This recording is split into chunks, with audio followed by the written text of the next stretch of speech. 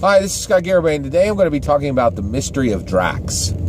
Alright, so I just saw Guardians of the Galaxy 2. I really love that movie. This is spoiler-free. No spoilers for Guardians of the Galaxy 2. And when I watched Guardians of the Galaxy and I watched Guardians of the Galaxy 2, I had the same complaint for both films. And that is, the character of Drax is duplicative of Gamora. Why is Drax there, right? Because he's not, he's just he's a battler. He's a green battler, just like Gamora. There's no reason for him to be in the film, right? And in this second film, they even had to take away Drax's hatred of Thanos because, again, it's so duplicative of Gamora. There's just no real reason for Drax to be in there. So in my infinite wisdom, I said Drax should not be in the film, right?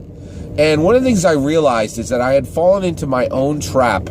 I had the mote in my own eye, and I was looking at, at other nerd culture people and saying, why can't you see this mistake? When I had a mote in my own eye.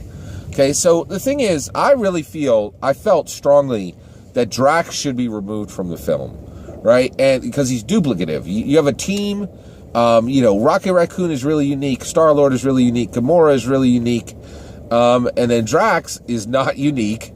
And then Groot is super cool and unique, right? So just pull Drax out of there. Then you have more time to tell the story, right? So this is me saying this to Hollywood, and saying this is what should happen in this, and we should just kill off Drax, right? And I realized, one of the things that I'm laser focused on is I realized that if Hollywood does what nerd culture asks, it's not going to produce what nerd culture wants. Nerd culture actually really asks for a lot. Nerd fandom, especially for comic book movies, asks for things that will kill the thing that they're asking for, right? So the reason why we have these awesome, comic book movies is they make $1 billion or more frequently, right? And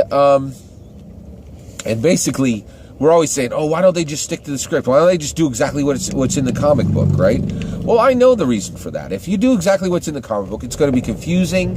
It's going to be difficult to grasp for the masses, right?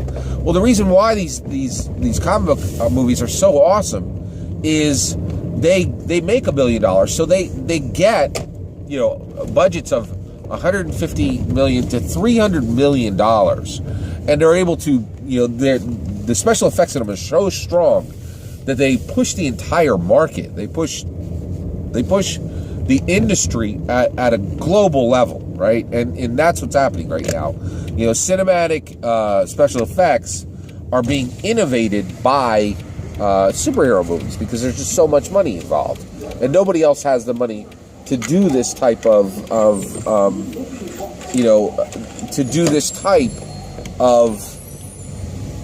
what's the word I'm looking for? Oh, sorry. They don't have the money to do this type of computer innovation. Okay, sorry about that. All right. So the big issue here is,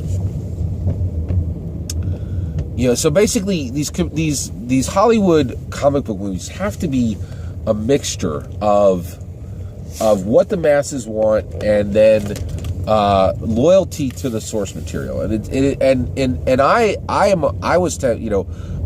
I see other nerds going, oh well, XYZ small detail wasn't done in this film, so this film is garbage. I'm just super sensitive, saying no, you really need to understand the industry. And if you understand the industry, you understand that they need to make these changes. So this would be palatable to it would be a 4-quadrant film. Lots of people would go see it. Old people will go see it. Young people will go see it. Families will go see it. People of all different demographics will go see it, right?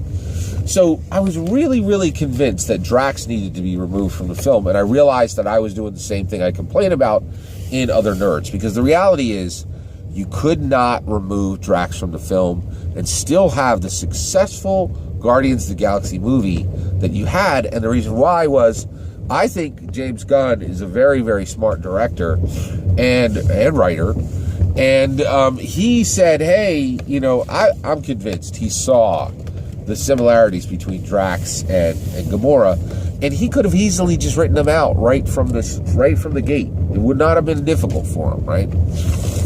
And The reality is, if James Gunn was the kind of guy that says, I'm going to break up this team before I even introduce this team, he would not have been the same guy who would have had loyalty to the source material and actual love for the source material. And I feel like that is the absolute number one problem with DC films, is at the end of the day, whoever loves the source material and whoever has loyalty to the source material is either completely divorced from that film, or they're kept at arm's length from that film within the DC structure. Whereas with Marvel, people who love these films are brought forward to work on them, and then they're asked for as few changes as possible. But they are asked for changes, and those changes need to happen. If you're going to have a $1 billion movie, you need to make changes to source material. But James Gunn was smart enough to know that you cannot take Drax out, right?